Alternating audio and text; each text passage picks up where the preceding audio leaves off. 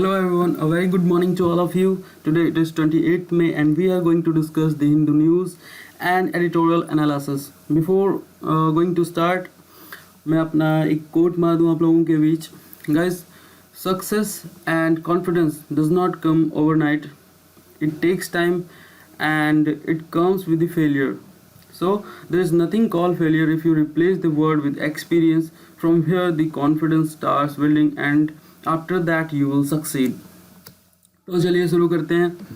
पहला ये BVR सुब्रमण्यम जी जो है उनको अपॉइंट किया गया है कॉमर्स सेक्रेटरी के पोस्ट पे. बंगाल में जो मतलब साइक्लोन की वजह से बहुत ज़्यादा डैमेज हुआ है. ममता बनर्जी जी बोल रही हैं 15,000 करोड़ का वहाँ पे मतलब डैमेज हुआ है. US के प्रेसिडेंट जॉय बाइडेन जी बोल रहे हैं कि मतलब इन्होंने ऑर्डर दिया है इंटेलिजेंस प्रोब के लिए कि वायरस का ओरिजिन क्या है, वो कहाँ से ओरिजिनेट हुआ है. जोकोविक, नडाल और फेडरर जो हैं सेम हाफ में हैं फ्रेंच ओपन में. दिल्ली में कोविड का केस जो है वो डिक्लाइन हो रहा है और पॉजिटिविटी रेट जो है वो 1.53% पे आ चुका है. इंडियन मेडिकल एसोसिएशन ने कंप्लेंट लॉन्च किया था, ये कल के न्यूज़पेपर में भी था, रामदेव बाबा के अगेंस्ट, जो कि मतलब गलत रिमार्क्स दे रहे हैं, dishonest and wrongful representation on allopathic medicine. मतलब एलोपैथिक मेडिसिन के बारे में वो गलत रिमार्क्स दे रहे हैं. इस वजह से उनके अगेंस्ट कंप्लेंट लॉन्च किया गया है इंडियन मेडिकल एसोसिएशन के द्वारा.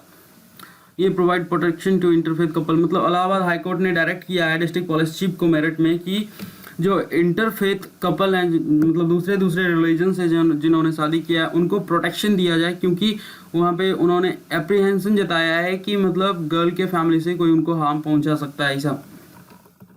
उसके बाद ये बोला जा रहा है कि मतलब सेंट्रल गवर्नमेंट के द्वारा और गवर्नमेंट के एडवाइज़र के द्वारा बोला जा रहा है कि मतलब जो वैक्सीन का शॉर्टफॉल है, जो कमी हो रहा है, वो स्टेट की वजह से है और उसके लिए स्टेट रिस्पॉन्सिबल है. क्योंकि इंडिया में जो है इंडिया स्टॉप कोविड-19 एडवाइज़र जो है डॉक्टर VK पॉल, उन्होंने बोला है कि स्टेट ने मजबूर कर दिया सेंटर को कि वैक्सीन के अवेलेबिलिटी को एक्सपेंड किया जाए डिस्पाइट बीइंग अवेयर, जानते हुए कि एडिक्वेटली प्रिपेयर्ड नहीं है अभी कंट्री. वो जो चेयरमैन है डॉक्टर पॉल, जो चेयरमैन है नेशनल एम्पावरमेंट ग्रुप के वैक्सीन एडमिनिस्ट्रेशन के लिए, उन्होंने प्रेस स्टेटमेंट में ऐसा कहा है कि वैक्सीन सप्लाई जो मैनेज किया गया सेंट्रल गवर्नमेंट के द्वारा जनवरी से अप्रैल तक वो वेल एडमिनिस्टर्ड था, मतलब अच्छे से वो किया गया. लेकिन उसके बाद जो हुआ मतलब वो ठीक तरीके से नहीं हुआ. उसके बाद बोला गया कि सेंट्रल गवर्नमेंट जितना ज़्यादा बोझ उठा सकता था हैवी लिफ्टिंग वो किया, फंडिंग भी किया वैक्सीन मैन्युफैक्चरिंग के लिए और मतलब एक्सिलरेटिंग अप्रूवल्स को भी बहुत स्पीड अप कर दिया और रैंपिंग अप प्रोडक्शन को भी बहुत हद तक स्पीड अप कर दिया. Bringing foreign vaccine to India, foreign vaccine भी लाया इंडिया में. उसके बाद vaccine procured by centre supplied wholly to the states. बोला जा रहा है कि जितना भी वैक्सीन प्रोक्योर किया गया वो सारा का सारा मतलब स्टेट को सप्लाई दिया गया. ये सारा कुछ स्टेट को मालूम है. गवर्नमेंट ऑफ इंडिया जो है सिर्फ इनेबल किया स्टेट गवर्नमेंट को कि वो खुद से प्रोक्योर करे वैक्सीन अपने आप ऑन देयर ओन, और ये उनका एक्सप्लिसिट रिक्वेस्ट था. उसके बाद सेंट्रल गवर्नमेंट ने ऐसा किया और स्टेट गवर्नमेंट को ऐसा मालूम था कि प्रोडक्शन कैपेसिटी कंट्री का क्या है और डिफ़िकल्टी क्या है प्रोक्योरमेंट में, क्योंकि डायरेक्टली जो है वैक्सीन अभी मतलब इंटरनेशनल मार्केट से प्रोक्योर नहीं कर सकता सेंट्रल गवर्नमेंट, ऐसा बोल रहा है. क्योंकि ऐसा रिलीज़ भी किया गया था प्रेस इंफॉर्मेशन ब्यूरो में मिथ वर्सेस फैक्ट्स क्वेश्चनर में. States who had not achieved good coverage of health care workers. बोला जाए कि मतलब स्टेट में जब ठीक तरह से कवरेज नहीं हेल्थ केयर वर्कर का, फ्रंट लाइन वर्कर का, तो उस तरह के हालात में वैक्सीनेशन प्रोसेस स्टार्ट किया स्टेट ने और ज़्यादा से ज़्यादा डिसेंट्रलाइज्ड करने को कहा वैक्सीन एडमिनिस्ट्रेशन को. और सेंट्रल गवर्नमेंट ने बोला है कि मतलब हेल्थ जो है स्टेट सब्जेक्ट है, इस वजह से वैक्सीन पॉलिसी को लिबरलाइज कर दिया गया. क्योंकि ये इंसेसेंट रिक्वेस्ट था, बार बार ये रिक्वेस्ट कर रहा था स्टेट गवर्नमेंट कि उनको ज़्यादा से ज़्यादा पावर दिया जाए वैक्सीनेशन के लिए. The fact that global tenders have not given any result. Global tenders का कोई रिजल्ट नहीं आया है अभी तक. क्योंकि सेंट्रल गवर्नमेंट भी स्टेट को बोल रहा है कि ये एक दिन का काम नहीं है, एक दिन में नहीं होगा, क्योंकि वैक्सीन अभी शॉर्टेज है, इंटरनेशनल मार्केट में भी उसका सप्लाई कम है, और supply in the world and it is not easy to procure them at short notice. मतलब शॉर्ट नोटिस दे करके इंटरनेशनल मार्केट से वैक्सीन प्रोक्योर करना अभी बहुत ही मुश्किल है। वैक्सीनेशन वर ओपनड अप, मतलब एवरी ईयर एज ओवर 18, मतलब 18 प्लस के लिए भी हर जगह वैक्सीनेशन ओपन कर दिया गया है स्टेट में, प्राइवेट हॉस्पिटल में, और उनको अलाउ कर दिया है कि हाफ वैक्सीन आप प्रोक्योर करें। ये भी क्लियरेंस दे दिया गया है सेंट्रल रिसर्च लेबोरेटरी कसौली के द्वारा। टोटल वीकली डोज जो है, एवरेज जो है 2.5 करोड़ पर वीक है अप्रैल का अगर देखा जाए तो, और ये अभी नीचे आ चुका है 1.2 करोड़ पर वीक, ये मई से अगर देखा जाए तो, और उससे भी ज़्यादा आ गया मई 22 से 28 तक अगर देखा जाए तो 87 लाख है अभी, और पहले कितना था 2.5 करोड़। तो आप देख लीजिए वैक्सीनेशन ड्राइव जो है कितना नीचे आ चुका है। ये कहाँ के डेटा से बता रही है, कोविन का जो डेटा है उसके डेटा के अकॉर्डिंग ये बताया जा रहा है। राजस्थान गवर्नमेंट बोल रहा है कि मतलब सेंट्रल गवर्नमेंट को इंटरनेशनल मार्केट से उनको टेंडर देके वैक्सीन प्रोक्योर करना चाहिए, क्योंकि ये स्टेट के लिए भी पॉसिबल नहीं है, स्टेट इसके लिए बाद में पे करेगा। बोला जा रहा है this task can be accomplished by the external affairs ministry through the ambassadors posted in the different countries, क्योंकि मतलब जिसको वो टेंडर दिया जाएगा वो कंपनी कैसा है, उसका क्या मतलब ट्रैक रिकॉर्ड है, वो कुछ भी स्टेट गवर्नमेंट को मालूम नहीं होगा। वो तभी पता लगाया जा सकता है जब कोई ऐसा ऑफिशियल वहाँ पे पोस्टेड हो। इसलिए बोला जा रहा है कि जो एम्बेसडर्स वहाँ पे पोस्टेड हैं उस कंट्री में, उनको ये रिस्पॉन्सिबिलिटी दिया जाए सेंट्रल गवर्नमेंट के द्वारा। बोला जाए state halted its vaccination exercise, क्योंकि absence of sufficient number of doses है, वहाँ पे वैक्सीन अवेलेबल ही नहीं है। इस वजह से राजस्थान गवर्नमेंट जो है सेंट्रल गवर्नमेंट को बोल रहा है कि मतलब ऐसा tender central government international market में मैन्युफैक्चरर्स को दे। उसके बाद 9 पार्टीज जो है इंक्लूडिंग एजेंट्स ऑफ एस्ट्राजेनेका और स्पुतनिक वगैरह, उनको भी मतलब ये नोटिस दिया गया है। Medical and health minister Raghu Sharma जो है उन्होंने बोला है कि ग्लोबल टेंडर जो है वो हेल्प नहीं करेगा स्टेट को, क्योंकि वो चेक नहीं कर सकते मैन्युफैक्चरर्स के क्रेडेंशियल्स को। तो ये था राजस्थान के बारे में। Opposition states to seek covid relief at GST meeting. बोला जा रहा है कि अपोजिशन रूल्ड स्टेट्स जितने भी हैं वो सेंट्रल गवर्नमेंट को प्रेस करेंगे जब ये मीटिंग होने वाला है जीएसटी काउंसिल का, कि जो भी टैक्स लगाया है Covid related relief material including vaccine वगैरह पे, तो उसको वेव करो, और स्पीडी पे आउट होना चाहिए कंपनसेशन के लिए। जो goods and service tax related compensation देना है स्टेट को, वो स्पीडी उसका होना चाहिए प्रोसेस सारा कुछ। ये चेयर किया जाना है फाइनेंस मिनिस्टर निर्मला सीतारमन के द्वारा जीएसटी काउंसिल की मीटिंग को। उसके बाद बोला जा रहा है कि ये मतलब रिकन्वीन हो रहा है 7 मंथ के बाद। Hit hard by the second wave of covid pandemic. State जो है एक्सटेंशन, उनको एक्सटेंशन भी चाहिए, कंपनसेशन जो उनके लिए ड्यू था उसके लिए उसको एक्सटेंशन चाहिए जीएसटी रिजीम से, क्योंकि ये एंड होने वाला था 5 साल के लिए था, ये 2022 में ख़त्म होने वाला था जून में। बोला जा रहा है कि मतलब स्टेट डिमांड करेगा कि ये 5 साल के लिए और एक्सटेंड कर दिया जाए, और उनका जो बोरोइंग लिमिट है उसको भी इन्हेंस किया जाए, इनेबल किया जाए उनको, कि वो ज़्यादा से ज़्यादा 5% तक उनका जीडीपी का ग्रॉस स्टेट डोमेस्टिक प्रोडक्ट जो है उसका 5% तक वो बोरो कर सके लोन। अपोजिशन रूल स्टेट्स जितने भी हैं मतलब उन्होंने एक मतलब have joint force to demand, वो एक साथ मिल गए डिमांड करने के लिए कि जो भी जीएसटी ड्यू है वो जल्दी से जल्दी उनको पे बैक दिया जाए, ताकि वो पेंडेमिक रिलेटेड जो भी स्पेंडिंग है उसको फंडिंग कर सके। तो ये था अपोजिशन और जीएसटी काउंसिल से रिलेटेड न्यूज़। उसके बाद ये states dispute vaccine wastage claims. ये बोला जा रहा है, हेल्थ मिनिस्ट्री ने बोला है कि मतलब वेस्टेज जो ज़्यादा से ज़्यादा है वो स्टेट की वजह से, कुछ स्टेट में तो ये बहुत ज़्यादा है, जैसे कि झारखंड हो गया, छत्तीसगढ़ हो गया, तमिलनाडु, जम्मू एंड कश्मीर, तो झारखंड में दिखाया जा रहा है कि वहाँ पे वेस्टेज है, छत्तीसगढ़ में 37.3% वेस्टेज है वैक्सीन का, तमिलनाडु में 30.2%, 15.5%, जम्मू एंड कश्मीर में, मध्य प्रदेश में देखा जाए 10.7%। Reporting much higher wastage than the national average. National average wastage कितना है? 6.3%। और इसको अगर कंपेयर किया जाए कि मतलब स्टेट में कितना वेस्टेज है, तो देखा जाए तो बहुत ज़्यादा है, 10%, 15%, 30%, 37%, बहुत ज़्यादा हो गया। ये Jharkhand Chhattisgarh term the data erroneous, मतलब झारखंड छत्तीसगढ़ ने बोला है कि डेटा जो है ये इरोनियस है, मतलब गलत है, ये सही नहीं है। उसके बाद नेक्स्ट न्यूज़ पे चलते हैं। नेक्स्ट न्यूज़ ये है, ये तो हो गया, ये भी हो गया स्टूडेंट्स। हाँ, ये जेएनयू का स्टूडेंट इन्होंने बोला है कि मतलब, हाँ सबसे पहले इसको देख लेते हैं। दिल्ली हाई कोर्ट ने डायरेक्ट किया सिटी गवर्नमेंट को कि ये जेएनयू का जो स्टूडेंट था उसने वो 4 दिन के लिए आइसोलेशन सेंटर में कोविड कॉम्प्लिकेशन के कारण वहाँ पे एडमिट हुआ था। तो बोला जा रहा है कि वहाँ का स्थिति इतना गंभीर है कि मतलब डॉक्टर टाइमली वहाँ राउंड पे नहीं आता है। बेडशीट जो जैसा पहले वाले पेशेंट का रहता है वो गंदा वंदा बिना सैनिटाइज किया हुआ वैसा ही दे देता है। रूम जो उनको एलोकेट किया जाता है पेशेंट को, वो बिना सैनिटाइज किए किया जाता है।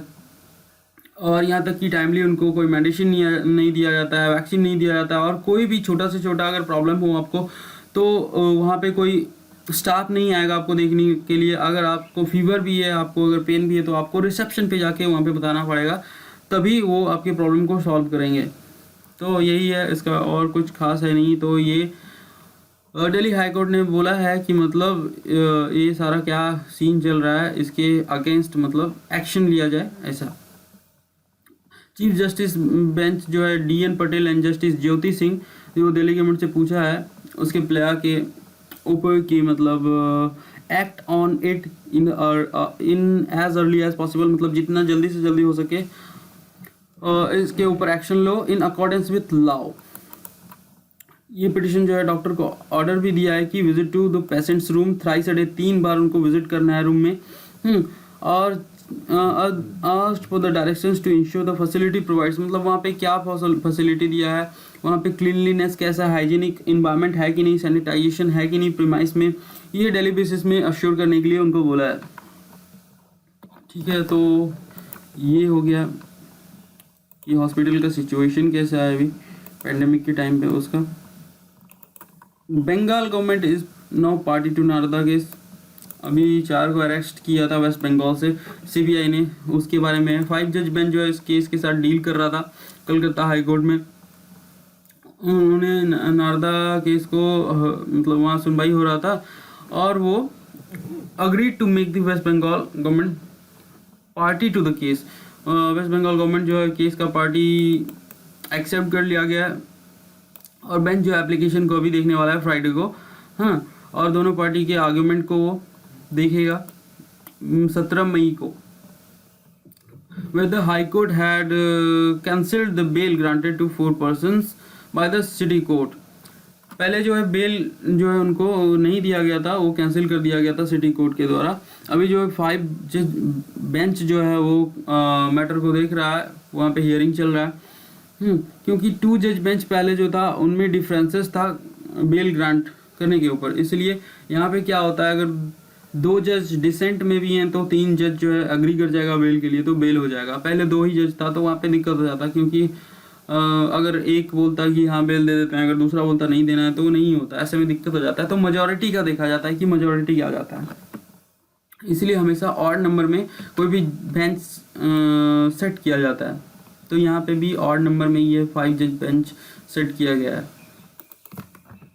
उसके बाद देख लेता हूँ फर्स्ट पेज पे और कोई इम्पोर्टेंट न्यूज़ है क्या। ये हो गया, हाँ ट्विटर का है, ये देख लेते हैं। और ये चौकसी के बारे में, रिपैट्रिएशन।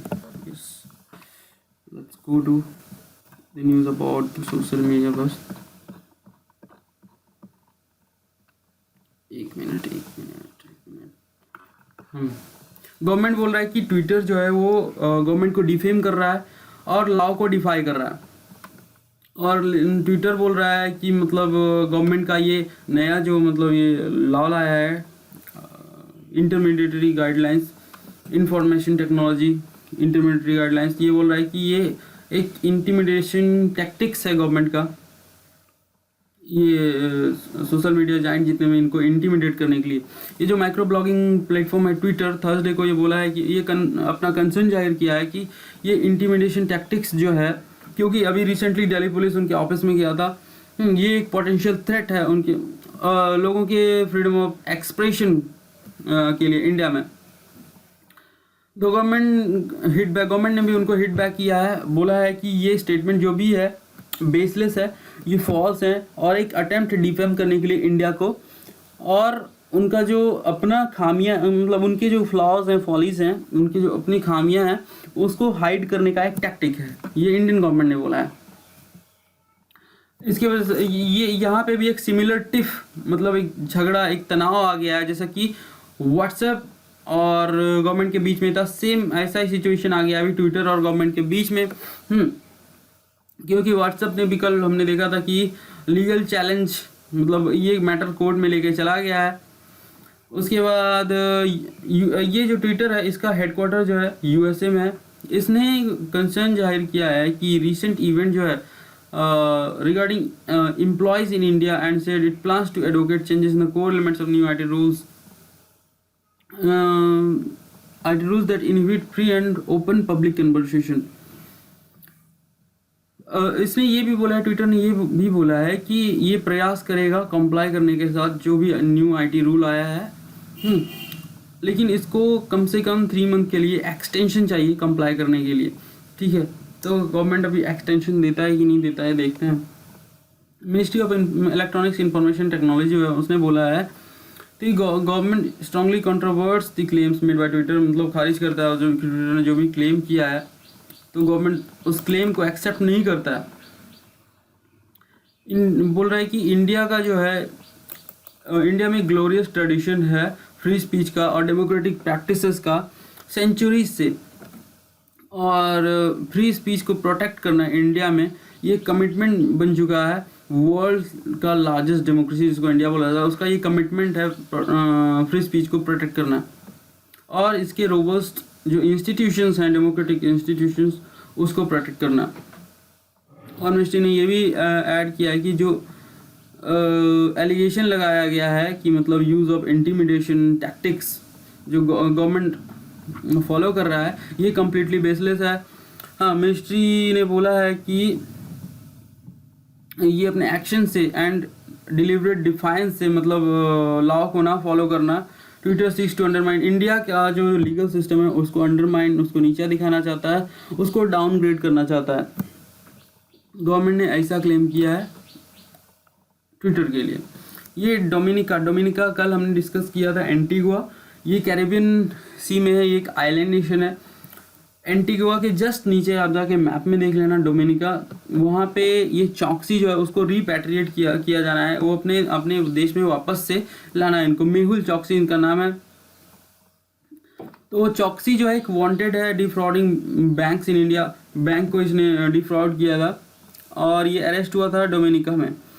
इंटरनेशनल पुलिस जो होता है, इंटरपोल, येलो नोटिस इशू किया था वहाँ पे, क्योंकि वहाँ पे मतलब ऐसा उनको इन्फॉर्मेशन मिला था कि ये फरार होने वाला है, ये डिसअपीयर होने वाला है, तो इसलिए येलो नोटिस वहाँ पे जारी किया गया था। उसके बाद इसको अरेस्ट किया गया है, वहाँ पे रिपैट्रिएट करने वाला है। डोमिनिका ने अनाउंस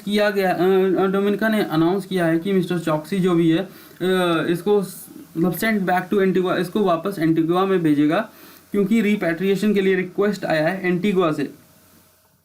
इसको अरेस्ट भी एंटीगुआ से ही किया गया था। ये इसका जो भतीजा है मिस्टर चॉक्सी का, मेहुल चॉक्सी, नीरव मोदी इसका भतीजा है, और दोनों एक नंबर का फ्रॉडी है। दोनों अक्यूज है डिफ्रॉडिंग केस में। पंजाब नेशनल बैंक और स्टेट बैंक ऑफ इंडिया दोनों को डिफ्रॉड किया था और $1 बिलियन लूट के ले गया था। उसके बाद जो ये चॉक्सी है ये एंटीगुआ भाग गया था 2018 में। तो ये था हमारा फर्स्ट मतलब फ्रंट पेज का न्यूज़। उसके बाद हम चलते हैं भी दूसरे पेज का न्यूज़ देख लेते हैं। कुछ इंपॉर्टेंट अगर होगा तो डिस्कस करेंगे, अदरवाइज डायरेक्ट एडिटोरियल पे जाएंगे हम लोग। तो 1 मिनट,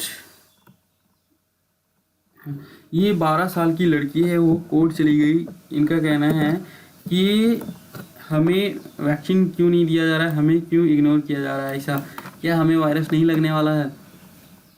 ये पिटिशन आज कोर्ट के द्वारा डील किया जाएगा। इसका हियरिंग है आज।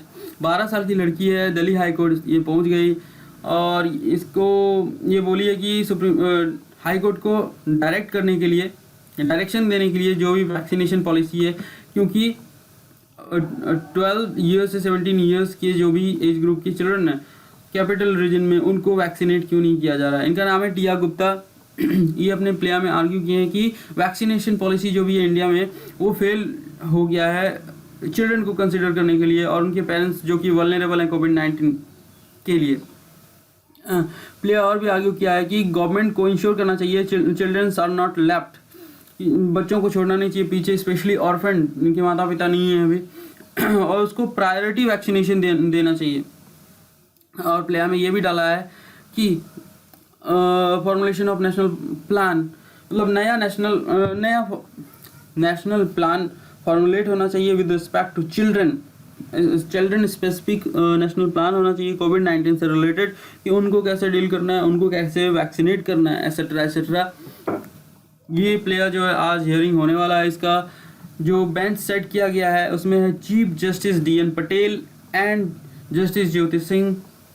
आज ये केस का हियरिंग है। That's it. ये भी एक बड़ा मुद्दा है यार, क्योंकि बच्चों को वैक्सीनेट नहीं किया जा रहा है। क्या ऐसा थोड़ी है कि बच्चों को वायरस नहीं होगा, वो भी वल्नरेबल हैं, बल्कि उनका तो मतलब ऐसा है कि उनमें कॉन्फिडेंस और भी नहीं होगा। वो अगर बीमार पड़ गए तो मतलब वो तो वल्नरेबल हैं यार, बच्चे तो वल्नरेबल हैं।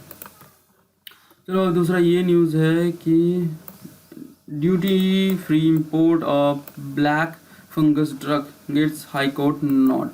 हाँ, दिल्ली हाई कोर्ट जो है उसने अलाउ कर दिया है ड्यूटी फ्री इंपोर्ट के लिए एम्पोटेरेशन बी, जो म्यूकोरमाइकोसिस फंगल इन्फेक्शन ड्रग है। जो ब्लैक फंगस अभी मतलब वायरल हो रहा है, लोग बोल रहे हैं कि मतलब ब्लैक फंगस बहुत ज़्यादा मतलब स्प्रेड हो रहा है एक दूसरे में, तो दिल्ली हाई कोर्ट ने इसके लिए एम्पोटेरेशन बी को ड्यूटी फ्री इंपोर्ट के लिए अलाउ कर दिया है। उसके बाद YouTuber held on charges of animal cruelty.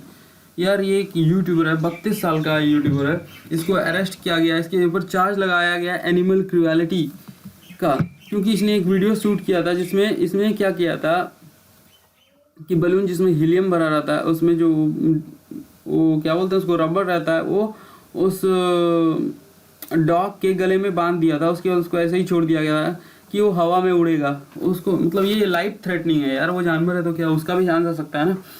तो इसकी वजह से क्या हुआ, ये इसका नाम था गौरव शर्मा, वो साउथ दिल्ली से है। इसका 4.15 मिलियन सब्सक्राइबर भी है यूट्यूब चैनल पे। अमेजिंग यार, मतलब ऐसा इंसान मतलब इररिस्पॉन्सिबल कैसे हो सकता है। पुलिस के पास ये नोटिस आया कंप्लेंट का, क्योंकि मालवीय नगर पुलिस स्टेशन के पास सबसे पहले ये इन्फॉर्मेशन आया। गौरव गुप्ता जो कि मेंबर हैं पीपल फॉर एनिमल सोसाइटी का, इन्होंने ये कंप्लेंट किया था कि मतलब शर्मा जो है इसने वीडियो बनाया, उसके बाद पेट डॉग के गले में रबर बांध दिया, उसके बाद ऐसे उसको छोड़ दिया मतलब उड़ने के लिए, मतलब कि वो फ्लाई होगा हवा में, क्योंकि बलून उड़ेगा उसमें हीलियम भरा हुआ है। उसके लाइफ को रिस्क पे डाल दिया। हाँ, बाद में वीडियो रिमूव कर दिया गया यूट्यूब चैनल से, लेकिन इसको मतलब बहुत हैविली क्रिटिसाइज किया गया लोगों के द्वारा।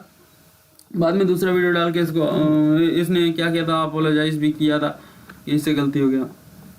यार ये पैंडेमिक की वजह से ना जो इन्फेक्शन और डेथ टोल जो बढ़ रहा है तो बढ़ ही रहा है, मेंटल इलनेस भी इससे बहुत ही ज़्यादा हो रहा है, क्योंकि साइकोलॉजिस्ट जो भी है वो बोल रहे हैं एक्सटेंडेड आइसोलेशन जो हो रहा है और जो अपने लव्ड वंस खो रहे हैं, इसके वजह से एंजाइटी लेवल बहुत ही बढ़ रहा है और ये सीवियरली अफेक्ट कर रहा है मेंटल हेल्थ को।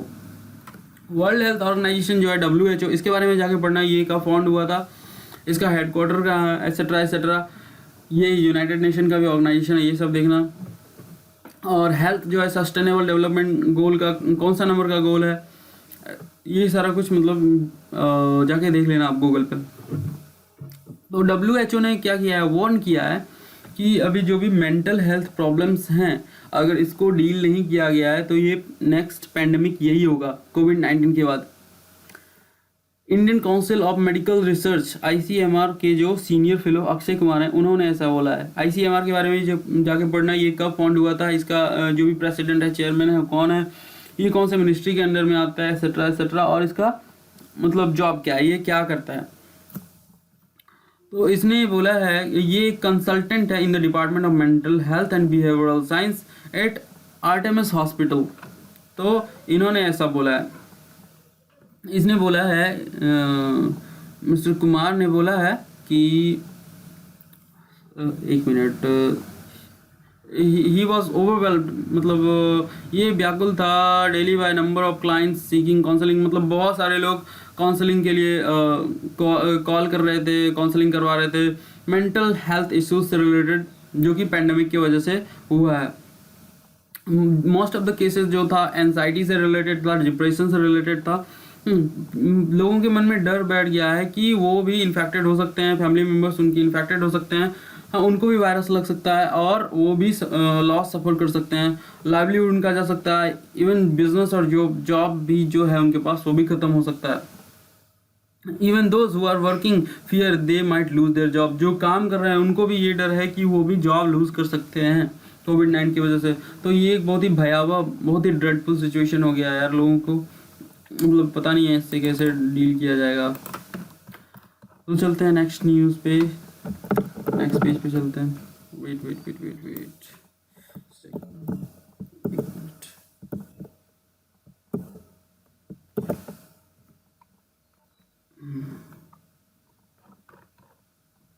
एक minute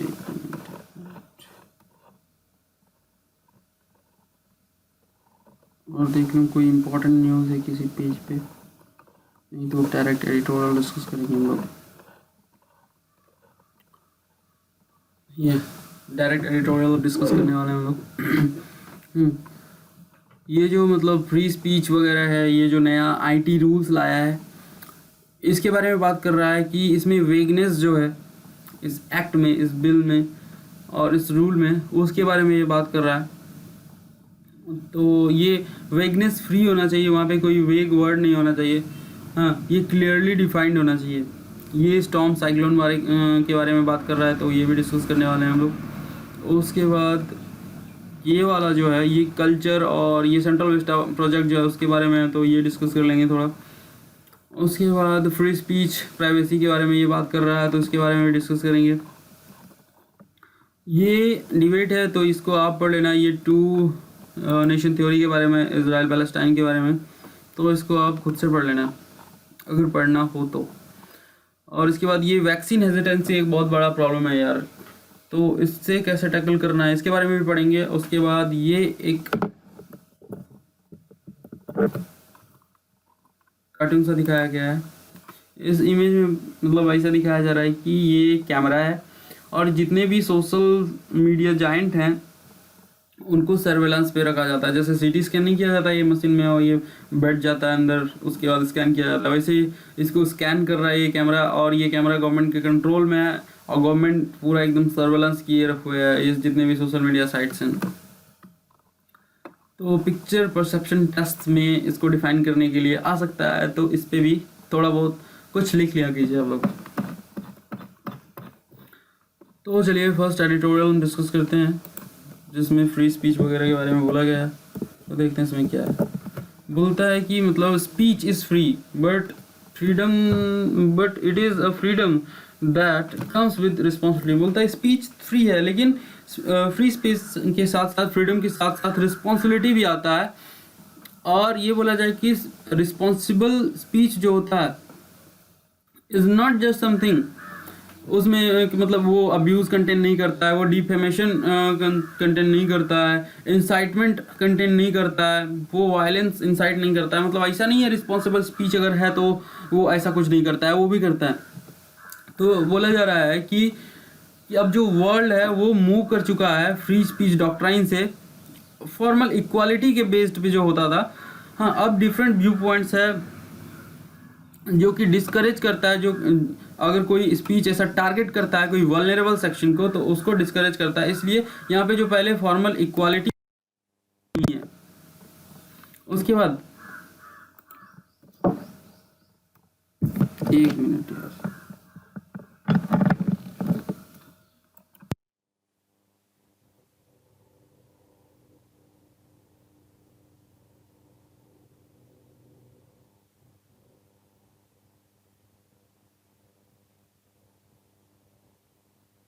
hello hello hello hello hello, it's working. कल भी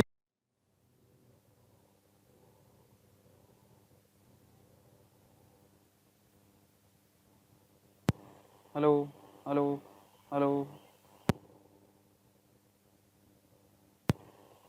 हेलो, ठीक है वर्क कर रहा है अभी।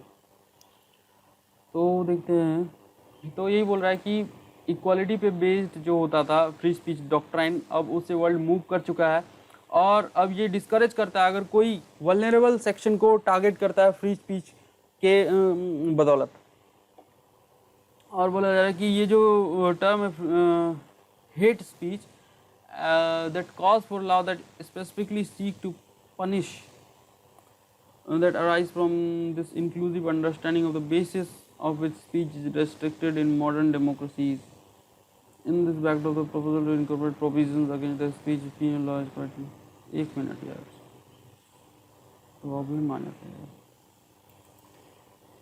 बोला जा रहा है कि जो टर्म है फ्री स्पीच और हेट स्पीच, इसके लिए एक लॉ तैयार किया जाना चाहिए जो स्पेसिफिकली उसमें ये डिफाइन करता है कि कैसे किसको क्या पनिश करना है। हाँ, it arise from the inclusive understanding of the basis on which speech is restricted, किस बेस पे स्पीच को रेस्ट्रिक्ट किया जाना है ये भी उस पर डिफाइन होना चाहिए मॉडर्न डेमोक्रेसी में। और इस बैकड्रॉप में प्रोविज़न को इनकॉर्पोरेट करना चाहिए जो कि हेट स्पीच के अगेंस्ट है पीनल लॉ में। ये एक वेलकम स्टेप है ऐसा बोला जा रहा है। एक कमेटी को अपॉइंट किया गया यूनियन होम मिनिस्ट्री के द्वारा, जिसको टास्क दिया गया है रिकमेंड करने के लिए जो भी क्रिमिनल लॉ में चेंजेस करना है। वो अभी ये लॉ मतलब फॉर्मुलेट होने वाला है, उसमें जो चेंजेस करना है उसको रिकमेंड करने के लिए बोला गया है, जो कि न्यू प्रोविज़न में इनकॉर्पोरेट किया जाएगा, जो कि हेट स्पीच के लिए तैयार किया जाना है, जिसमें ये एक सेपरेट ऑफेंस के तौर पे कंसिडर किया जाएगा। द टर्म हेट स्पीच में not be used but the panel is examining recommendation made by the law commission. इसमें मतलब हेट स्पीच यूज़ किया नहीं जाएगा, लेकिन पैनल जो एग्जामाइन करने वाला है जो भी रिकमेंडेशंस है जो कि लॉ कमीशन के द्वारा दिया गया है, और जो एक्सपर्ट कमेटी के द्वारा दिया गया है, जो कि कमेटी हेड किया गया है टी.के. विश्वनाथन। याद रखना टी.के. विश्वनाथन जो हेड है कमेटी का, वो कमेटी किससे रिलेटेड है। उसके बाद ये किससे डील करेगा, सेक्शन 153C और 505A टू आईपीसी का सेक्शन 153C जो है और 505A उससे डील करेगा, उसके ऊपर स्टडी करेगा और रिकमेंडेशन देगा। और प्रपोज सेक्शन 153 जो है वो टारगेट करेगा स्पीच जो ग्रेवली थ्रेटन करता है किसी पर्सन को और या तो ग्रुप को, किस इंटेंशन के साथ, टू कॉज फियर और अलार्म और वायलेंस इंसाइट करने के लिए उनके अगेंस्ट। और इट विल प्रिस्क्राइब, इसमें 2 इयर्स का सेंटेंस होगा जेल का और फाइन भी होगा। और 505A सेक्शन जो है देखा जाए तो ये पनिश करेगा, पनिश स्पीच मतलब कोई कुछ बोलता है, स्पीच देता है ऐसा, और राइटिंग में भी, और अगर ये फियर क्रिएट करता है, अलार्म क्रिएट करता है लोगों के बीच, इसमें इंडिविजुअल नहीं दिया है, ऊपर में इंडिविजुअल पर्सन भी दिया है, ग्रुप भी दिया है 153C जो है सेक्शन। और 505A जो है इसमें इंडिविजुअल नहीं है, कोई पर्सन नहीं है, डायरेक्ट इसमें ग्रुप है। हाँ, जो प्रोवोक करता है अगर वायलेंस को, और मतलब किसके ग्राउंड पे, रेस के ग्राउंड पे, रिलीजन के ग्राउंड पे, जेंडर के ग्राउंड पे, सेक्सुअल ओरिएंटेशन के ग्राउंड पे, प्लेस ऑफ बर्थ के ग्राउंड पे, डिसेबिलिटी ग्राउंड पे अगर वायलेंस इंसाइट करता है तो उनको मतलब पनिश किया जाएगा। तो ये ग्रुप के लिए और पर्सन स्पेसिफिक भी है। और सेक्शन 505A, और ये इंडिविजुअल नहीं, ये इंडिविजुअल और ग्रुप दोनों के लिए, ये सिर्फ ग्रुप के लिए 505A। कमेटी जो रिफॉर्म के लिए क्रिमिनल लॉ में उसको क्रिटिसाइज़ किया गया है जब ये फॉर्म किया गया था लास्ट ईयर में, क्योंकि बहुत लोग डर गए थे कि जो भी इसमें प्रोसेस किया जा रहा है वो बहुत ही हरिडली किया जा रहा है, बहुत जल्दबाजी में किया गया है बिना वाइडली कंसल्टेशन का, क्योंकि इसमें बहुत सारे लॉयर्स और जो भी एक्टिविस्ट थे उनको इंक्लूड नहीं किया गया था। हाँ, इसलिए बोला जाता है ये इंक्लूसिव नहीं था। क्वेश्चन इट्स एबिलिटी, इसकी एबिलिटी को क्वेश्चन किया गया कि ये वाइड रेंज पब्लिक ओपिनियन को कंसिडर नहीं किया गया इसमें पेंडेमिक के दौरान। While such points of criticism remain, it appears that a panel would go ahead and make its recommendation. Panel अभी इस पे काम कर रहा है और ये रिकमेंड करेगा। यार ये क्या हो जाता है रोज रोज। Hello hello hello hello hello hello hello, recommend करेगा जल्दी ही। उसके बाद यार हेलो हेलो हेलो हेलो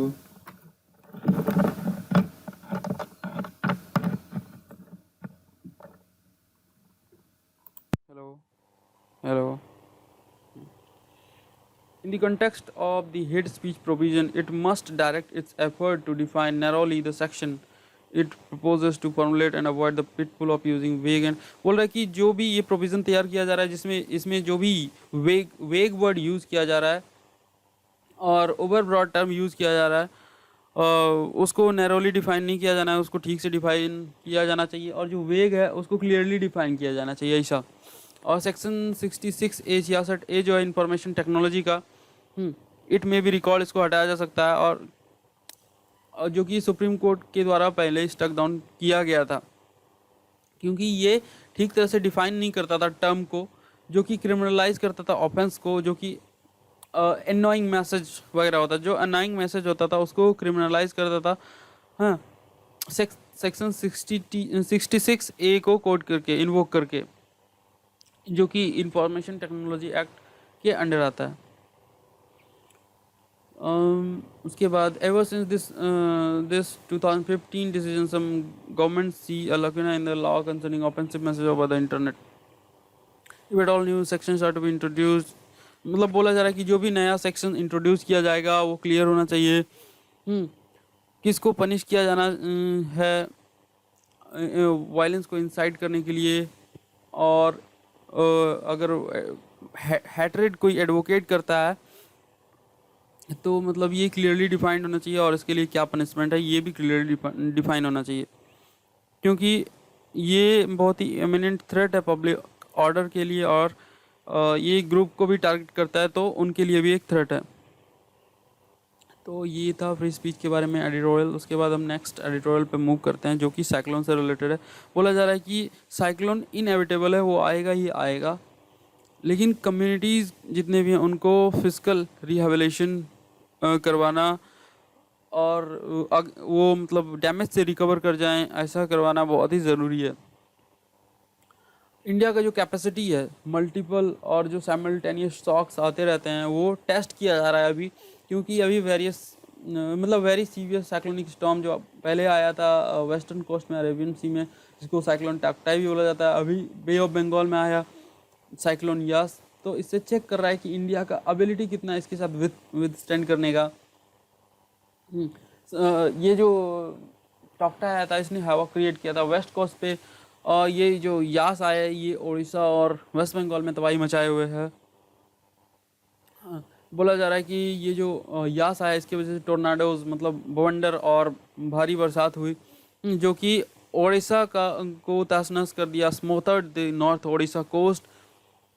जब से इसका लैंडफॉल हुआ वहाँ पे मास इवैक्यूएशन भी करवाया गया। हाँ, वहाँ के मतलब जो हैबिटेशंस थे उनको रिहेबिलिटेट करवाया गया दूसरे जगह। अपीयर्स टू हैव लिमिटेड, इसके वजह से लॉस ऑफ लाइफ जो भी था वो लिमिटेड रहा, नहीं तो बहुत ज़्यादा वहाँ पे डैमेज हो सकता था, loss of life of property बहुत ज़्यादा हो सकता था वहाँ पे।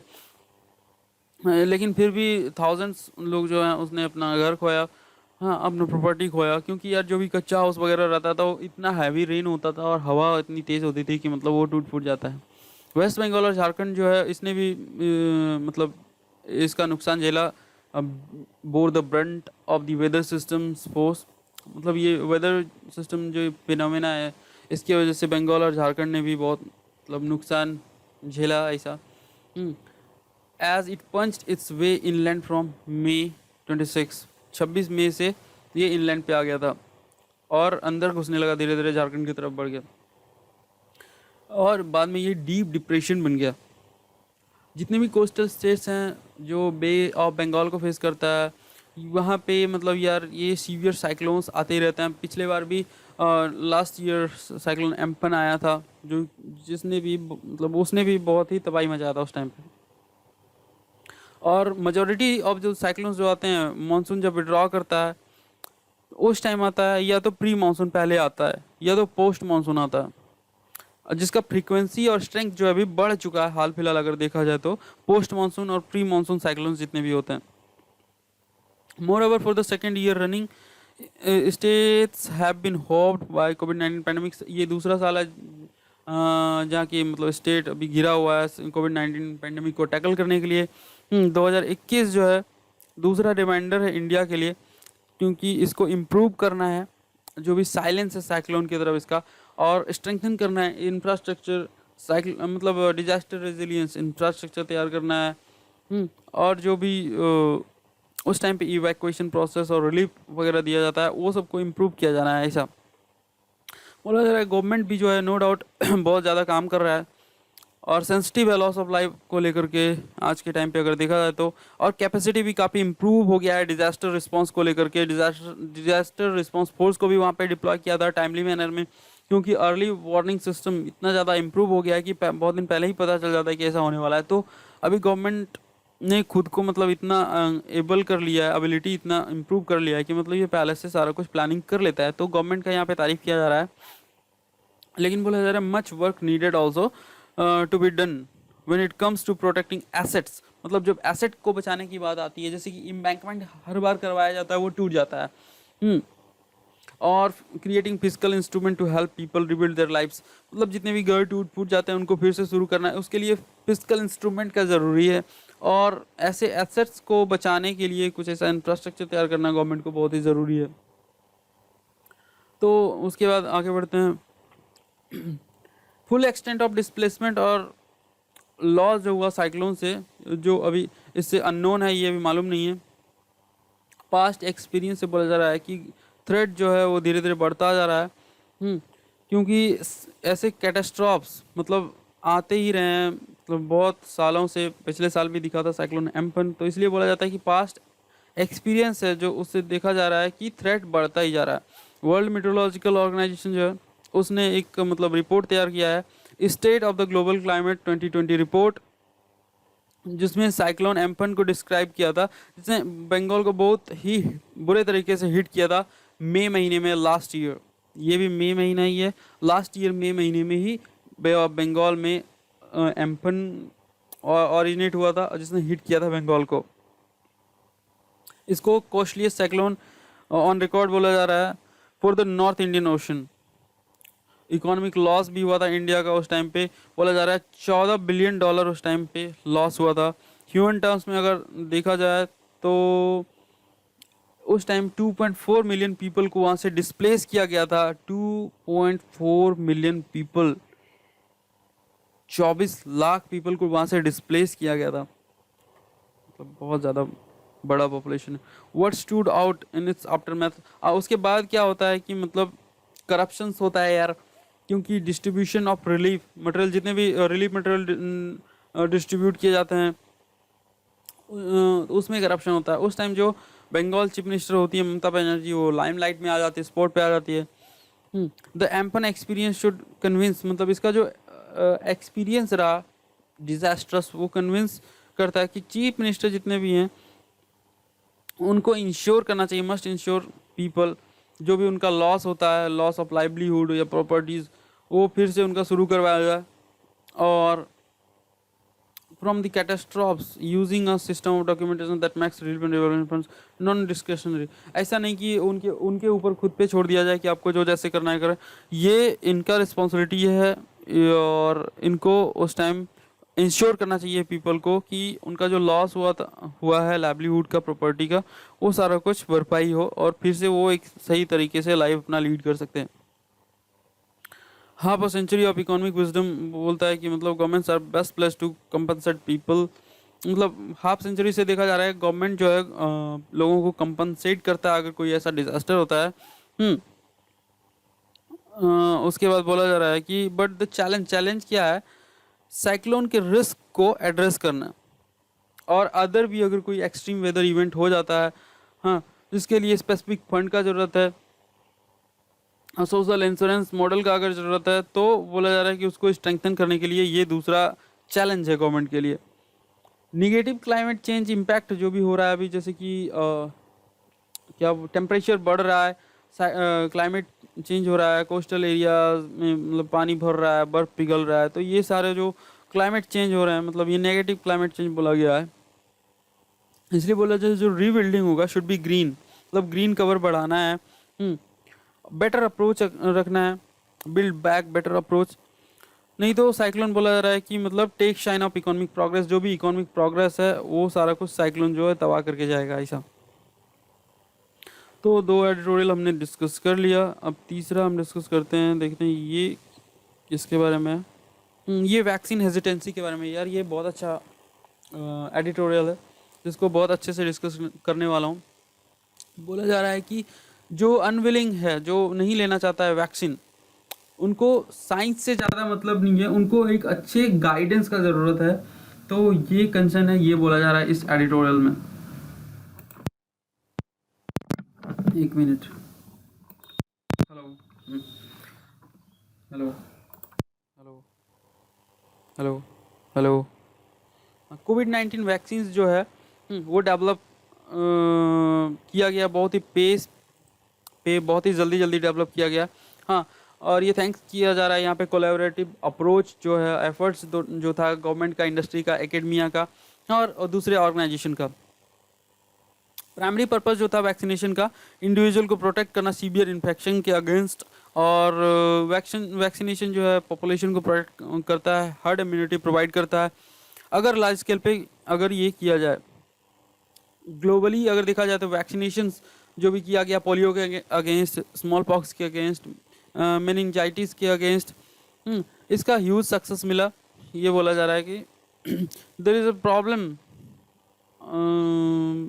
But there seem to be a problem in vaccinating people against कोविड-19। कोविड-19 में देखा जा रहा है कि प्रॉब्लम ये है कि वैक्सीन हेजिटेंसी है, लोग वैक्सीन लेना ही नहीं चाहते। लेकिन सिग्निफिकेंट नंबर ऑफ पीपल जो हैं वो वैक्सीनेट हो भी रहे हैं, और बहुत large number of people vaccination नहीं ले रहे हैं, जो कि थ्वाट्स द कोलैबोरेटिव अपॉर्चुनिटी और ability.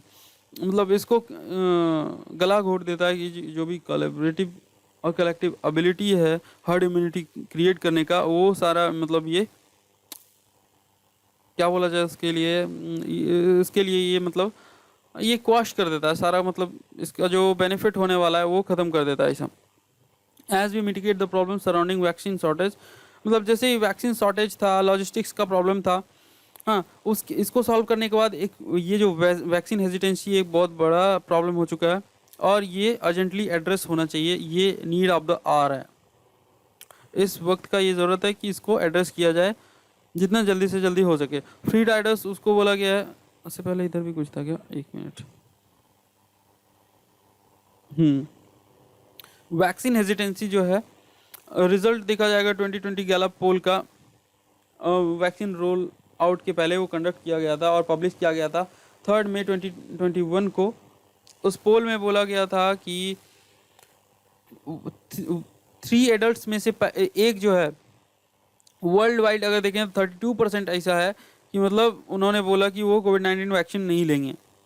India inform return this poll with only India में ऐसा बस 18% एडल्ट है जो कि बोल रहा है कि they will not take the vaccine. But vaccine hesitancy जो है गोन अप इन इंडिया, मतलब वो बढ़ चुका है। हाँ, क्योंकि यहाँ पे जो है कॉम्प्लिकेशंस का जो र्यूमर्स है और इन्फॉर्मेशन है या डिस इन्फॉर्मेशन बोल लीजिए, वो बहुत ज़्यादा स्प्रेड हो चुका है। हाँ, कॉम्प्लिकेशन के कारण डेथ हो जाता है, ऐसा भी स्प्रेड हो चुका है इन्फॉर्मेशन। तो इस वजह से इंडिया में जो है अभी वैक्सीन हेजिटेंसी बहुत ही बढ़ रहा है। वैक्सीन हेजिटेंसी ये मतलब बहुत ही कॉम्प्लेक्स मैटर है और कंटेक्स्ट स्पेसिफिक है, और ये वेरिंग अक्रॉस टाइम टाइम पे डिपेंड करता है, और प्लेस टू प्लेस भी वेरी कर रहा है, और वैक्सीन टू वैक्सीन भी वेरी कर रहा है। और इन्फ्लुएंसिंग फैक्टर्स जो है लैक ऑफ अवेयरनेस है ऑफ एक्सटेंट ऑफ बेनिफिट्स, इसका बेनिफिट क्या है उसका उसके बारे में उन लोगों को पता नहीं है, फियर के कारण नहीं लेना चाह रहे थे, इनएक्यूरेट इन्फॉर्मेशन उनके पास है, इस वजह से वो नहीं लेना चाहते, और लैक ऑफ एक्सेस भी है, उनके वैक्सीन अवेलेबल ही नहीं है, इस वजह से वैक्सीनेट नहीं हो पा रहे लोग। सिविल लिबर्टी कॉन्सेप्ट कॉस्ट बोला जा रहा है, कल्चरल इश्यूज भी है, मतलब बहुत सारे मतलब बोंडा ट्राइब्स वगैरह ओडिशा के ये सब लेना ही नहीं चाहते वैक्सीन, क्योंकि उनका कल्चर ऐसा है कि मतलब वो लोगों से दूर रहते हैं, आइसोलेशन में रहते हैं, उनको दुनियादारी से कोई मतलब नहीं है। हाँ, वो चाहते हैं कि अगर हमें ऐसा कुछ हो तो वो जंगलों में जड़ी बूटी से ही खुद को ठीक कर लेते हैं, तो इस वजह से ये कल्चरल इश्यूज भी है, वो नहीं लेना चाहते। तो बोंडा ट्राइब्स में अभी बहुत ज़्यादा स्प्रेड हो रहा था वायरस, जिसके वजह से ओडिशा में कैंपेन भी लाने के लिए बोला गया था कि उनको सही इन्फॉर्मेशन दिया जाए, उनको एडुकेट किया जाए और उनको इनकरेज किया जाए वैक्सीन लेने के लिए। तो ये एक कल्चरल इशू यही है। And various layers of confidence deficit है, मिसट्रस्ट है वहाँ पे गवर्नमेंट और डॉक्टर्स वगैरह को लेकर के, जैसे कि डॉक्टर यार मतलब सही वैक्सीन की जगह पानी का वैक्सीन लगा देते हैं, बीच में न्यूज़ में आया था। हाँ, तो ये सब जो है ना, ये सब प्रॉब्लम क्रिएट कर देता है, इस वजह से वैक्सीन हेजिटेंसी जो है बहुत ही बढ़ रहा है। लैक ऑफ कॉन्फिडेंस जो है ये सोन बाय कॉन्स्पिरेसी थ्योरीज, जो भी कॉन्स्पिरेसी थ्योरी और डिस इन्फॉर्मेशन है, इस वजह से कॉन्फिडेंस घट रहा है। जैसे कि एलोपैथी को अभी मतलब उसके लिए गलत रिमार्क्स दिया जा रहा है, जिसकी वजह से इंडियन मेडिकल एसोसिएशन ने भी उसको पनिश करने के लिए, उसके खिलाफ एक्शन लेने के लिए गवर्नमेंट को लिखा था। तो ये सब डिस इन्फॉर्मेशन के कारण है, ये एक कॉन्स्पिरेसी थ्योरी है कि एलोपैथी को बदनाम करना है, लोग वैक्सीन नहीं लेंगे ऐसा वैसा। हाँ, डिस इन्फॉर्मेशन जो है अभी बहुत ज़्यादा खतरनाक साबित हो रहा है, क्योंकि लोग वैक्सीन अगर नहीं लेंगे तो हर्ड इम्यूनिटी क्रिएट नहीं होगा, हर्ड इम्यूनिटी क्रिएट नहीं होगा तो वायरस और भी ज़्यादा स्प्रेड होगा। तो ये अभी के टाइम पे एक बहुत बड़ा प्रॉब्लम है। एक minute. Among those disinformation rise specially social media पे डिस इन्फॉर्मेशन बहुत ज़्यादा बढ़ रहा है। एक्सट्रीमली हेजिटेंट जो हैं एंटी वैक्सर्स हैं, जो मतलब वैक्सीन को लेना ही नहीं चाहते और लोगों को भी डिस्करेज करना चाहते हैं वैक्सीन लेने के लिए, मतलब वो प्रमोट करना चाहते हैं कि वैक्सीन ना लें। और दूसरा एक ऐसा कैटेगरी है जो डिले कर रहा है वैक्सीन लेने में, वैक्सीन को एक्सेप्ट कर रहा है as a principle but sceptical है उसके यूज़ को लेकर के, जल्दी वो लेना ही नहीं चाह रहे हैं। और उसमें भी एक कैटेगरी है जो कुछ वैक्सीन लेना चाहते हैं, मतलब कुछ कैटेगरी का वैक्सीन लेना चाहते हैं, दूसरे कैटेगरी का वैक्सीन नहीं लेना चाहते, इसलिए यहाँ पे लिखा गया accept they accept certain vaccine but not others etcetera. उसके बाद जो है एक फ्री राइडर्स है। फ्री राइडर्स क्या होता है, ये चाहते हैं कि इनमें जो है एंटीबॉडी डेवलप हो, लेकिन ये वैक्सीन लेना नहीं चाहते, चाहते हैं हर्ड इम्यूनिटी क्रिएट हो, लेकिन वैक्सीन लेना नहीं चाहते। तो ये फ्री राइडर्स का ये है। उसके बाद the consequence of vaccine hesitancy का क्या मतलब इम्पैक्ट हो सकता है यार, ये डिजास्टर्स साबित हो सकता है लोगों में, क्योंकि वायरस मतलब अगर स्प्रेड होने लग गया तो फिर से मतलब पॉजिटिविटी रेट बढ़ जाएगा, और इसको मतलब कंटेन करना, कंट्रोल में लाना गवर्नमेंट के लिए बहुत ही मुसीबत हो जाएगा, क्योंकि ऑलरेडी इकोनॉमी इतना स्लो डाउन होने का मतलब रीज़न यही है कि लॉकडाउन इम्पोज हो रहा है, और दूसरा कोई चारा ही नहीं है क्योंकि वैक्सीन शॉर्टेज है। दिस इज़ वाई मतलब states are imposing lockdown in the states, और इसको एक्सटेंड ही करते जा रहे हैं। और उसके बाद बोला जा रहा है कि अगर हर्ड इम्यूनिटी डेवलप नहीं होता है तो डिजीज़ आउटब्रेक और पेंडेमिक रहेगा ही रहेगा, वो प्रिवेल करेगा। और जितना ज़्यादा स्लोअर होगा वैक्सीनेशन रेट, उतना ही ज़्यादा वाइडर होगा स्प्रेड ऑफ इन्फेक्शन, और उतना ही ज़्यादा ग्रेटर चांस होगा म्यूटेशंस का, क्योंकि डिफरेंट मतलब उसमें भी कैटेगरी वेरिएंट्स आ गए हैं, वो म्यूटेट कर जाते हैं, वो अपना कैरेक्टर ही चेंज कर लेते हैं। तो बोल रहा है कि जितना स्लोअर होगा वैक्सीनेशन रेट, उतना ही ज़्यादा वाइडर होगा स्प्रेड ऑफ इन्फेक्शन, उतना ही ग्रेटर चांस होगा म्यूटेशन का, और उतना ही ज़्यादा ग्रेटर चांस होगा इमरजेंस ऑफ न्यू वेरिएंट्स। तो राइट मैसेज यही है कि वैक्सीन फियर्स को एले करने के लिए, उसको हटाने के लिए message needs to focus on simple facts लोगों को बताएं। वैक्सीन मतलब वाइडली टेस्ट हो चुका है, ऐसा साइड इफेक्ट जो है इसका कपल ऑफ डेज ही रहेगा, मतलब जल्दी ख़त्म हो जाएगा। और नहीं तो ये शॉर्ट प्राइस के लिए, स्मॉल प्राइस के लिए आपको बहुत ही हैवी प्राइस और पे करना पड़ सकता है, क्योंकि इससे थोड़ा बहुत फीवर आता है, वो कुछ दिनों में चला जाता है। अगर पर्सन इन्फेक्ट हो जाए, उससे इन्फेक्टेड हो जाए, तो उससे जान भी जा सकता है। तो ये दिक्कत है, लोगों को ये बताया जाए। Less than 1 in a million chance of getting serious side effects, बोला जा रहा है कि 1 मिलियन में 1 ऐसा मतलब बंदा हो सकता है, हाँ 1 ऐसा केस हो सकता है जिसको सीरियस साइड इफेक्ट्स हो सकता है, और उनको मतलब सीरियस कोई डिजीज इफेक्ट हो सकता है डिजीज का। और स्ट्रेटजी के अकॉर्डिंग देखा जाए तो डिस इन्फॉर्मेशन को ब्लंट करने के लिए, स्पेशली सोशल मीडिया हैंडल पे, ये लीसा रोजेनब्लम जो है, इन्होंने बोला है कि इन्होंने एक आर्टिकल में बोला है जो कि new England journal of medicine में आया था, that quashing rumours and conspiracy with truth. बोल रही है कि रूमर्स जितने भी और कॉन्स्पिरेसीज, उनको क्रॉस करो ट्रुथ के साथ एंड रिलायबल इंफॉर्मेशन के साथ। सही इंफॉर्मेशन दो और सच बताओ, तभी ये जो रूमर्स हैं और कॉन्स्पिरेसीज जो हैं ये फैलने से रुकेंगे। लेकिन बाद में ये भी बोल रही है, it also may not suffice, ये भी पर्याप्त नहीं हो सकता है। लोगों को मतलब वैक्सीन लेने के लिए तैयार करने से पहले वी नीड टू अंडरस्टैंड कि बेसिस ऑफ फियर क्या है, हेजिटेंसी का बेसिस क्या है, एंड एंटी वैक्स एटीट्यूड उनमें क्यों डेवलप हो रहा है।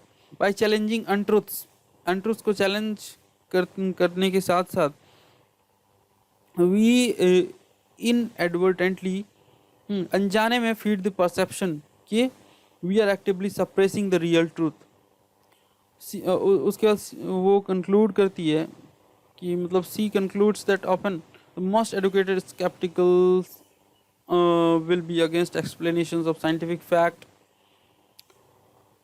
ये बोलिए कि ये डिफरेंट नहीं है प्रायर वैक्सीनेशन ड्राइव से, सिमिलर है, और ऑब्जेक्टिव जो है कि ये मतलब फास्टर से फास्टर हो और ये मैसेज ज़्यादा से ज़्यादा लोगों में जाए।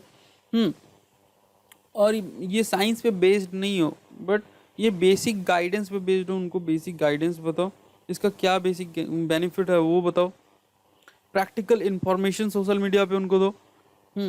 और ऐप का जो अल्टरनेटिव है, जैसे कि बहुत लोग जो थे इलिटरेट थे, तो वो ठीक से रजिस्टर नहीं कर पा रहे थे उस पर, उनमें उसको प्रॉब्लम हो रहा था, तो इसका अल्टरनेटिव लाने के लिए बोला जा रहा है, जिसको इजी एक्सेस नहीं है, जो लैक कर रहे हैं वैक्सीन, वह एक्सेसिबिलिटी बढ़ाया जाए। Taking the help of well informed frontline workers जो हैं, जो कि वेल इन्फॉर्म्ड है, उनका हेल्प लो, ऐसा बोला जा रहा है। ये एडिटोरियल लिखा गया था टी.एस. रवि कुमार, जो कि प्रेसिडेंट है all India institute of medical science, Mangalagiri Andhra Pradesh, AIIMS के ये प्रेसिडेंट हैं, इन्होंने ये लिखा था। तो हमने 3 एडिटोरियल डिस्कस कर लिया है, अब चौथा एडिटोरियल हम डिस्कस करने वाले हैं। उसके बाद एक और एडिटोरियल है, उसके बाद एडिटोरियल अभी ख़त्म हो जाएगा। तो ये है एक editorial, culture increasingly fractured and unplanned, ये बोला जा रहा है। एक मिनट यार, आप लोगों को पता है अभी सेंट्रल विस्टा प्रोजेक्ट चल रहा है, इसका केस सुप्रीम कोर्ट में भी गया था, तो सुप्रीम कोर्ट ने भी अलाउ कर दिया है इसको कंटिन्यू करने के लिए। गवर्नमेंट को बोल दिया go ahead with the project. बोला जा रहा है कि ये नमन पी आहूजा ने ये लिखा है सबसे पहले। बोला जा रहा है कि प्रॉब्लम क्या है, we would have to wait for the north and south block to be emptied, मतलब इसको इम्प्टी करने के लिए, खाली करने के लिए हम लोग को वेट करना पड़ेगा, और म्यूज़ियम को मूव करने के लिए नया रेसिडेंस और ऑफिस जो है प्राइम मिनिस्टर का और वाइस प्रेसिडेंट का, वो रायसीना हिल के बॉटम पे पोजीशन होना है, जो कि एक सैंडविच है, सैंडविचिंग द कल्चरल प्लाजा जो है वो एक सैंडविच बन जाता है रायसीना हिल के बीच में, और वो हाई सिक्योरिटी प्रेमाइसेस है कंट्री में। उसके बाद ये जो रीलोकेट किया जा रहा है म्यूजियम वगैरह को, national museum provides an opportunity, ये एक अपॉर्चुनिटी प्रोवाइड किया कर रहा है गवर्नमेंट को कि think through its narrative at a decisive moment when India needs to see what it is. बोल रहा है कि ये जो रिलोकेट कर किया जा रहा है नेशनल म्यूजियम को, ये गवर्नमेंट को अपॉर्चुनिटी प्रोवाइड किया जा रहा है कि रीथिंक करे, रिकन्सिडर करे इसको गवर्नमेंट फिर से। बोला जा रहा है कि हमारा जो हिस्ट्री म्यूजियम्स है on the other hand serve to provide, ये हमें इंफॉर्मेशन प्रोवाइड करता है अर्ली 20th सेंचुरी तक का, with galleries divided into old fashion colonial themes such as Buddhist और हिंदू आर्ट। मतलब इसको भी डिवाइड कर दिया गया है, बुद्धिस्ट आर्ट और हिंदू आर्ट, इस्लामिक आर्ट। तो ये जो नेशनल गैलरीज हैं इसको भी इस तरह से डिवाइड किया गया है रिलीजन के अकॉर्डिंग, और इसको मटेरियल के बेस पे सेपरेट भी किया गया है, जैसे कि पेंटिंग कहाँ है, ब्रॉन्ज स्कल्पचर कहाँ है, स्टोन स्कल्पचर कहाँ है, ये सारा कुछ।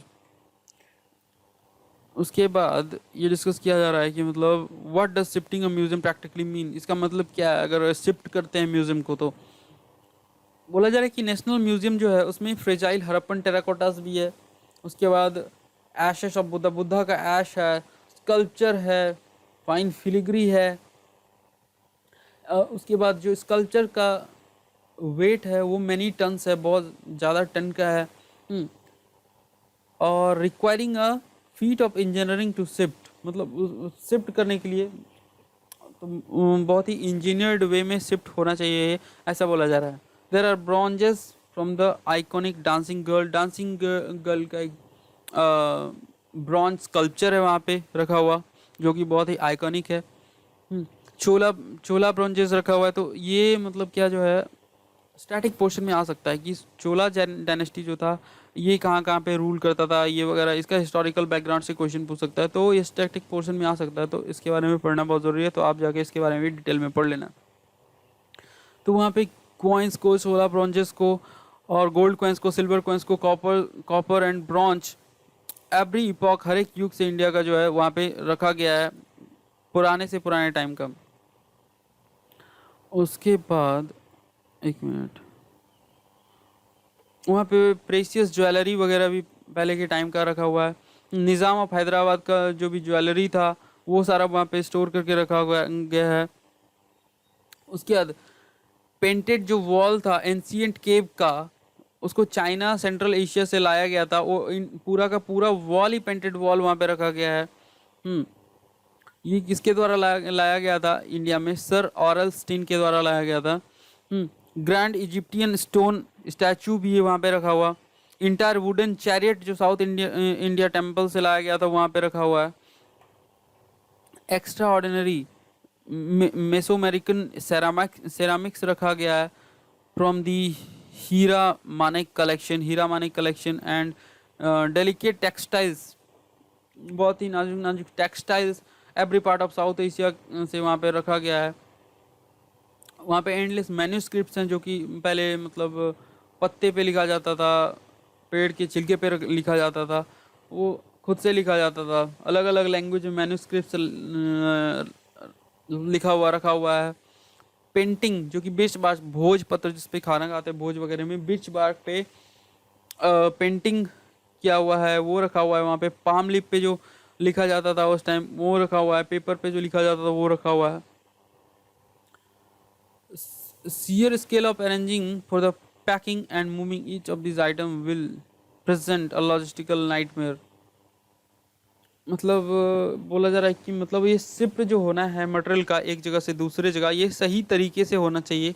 अदरवाइज अगर वहाँ पे कुछ गड़बड़ी होता है तो ये हमारे लिए लॉजिस्टिकल नाइटमेयर होगा, मतलब एक बहुत बुरा लॉजिस्टिकल बुरा सपना होगा।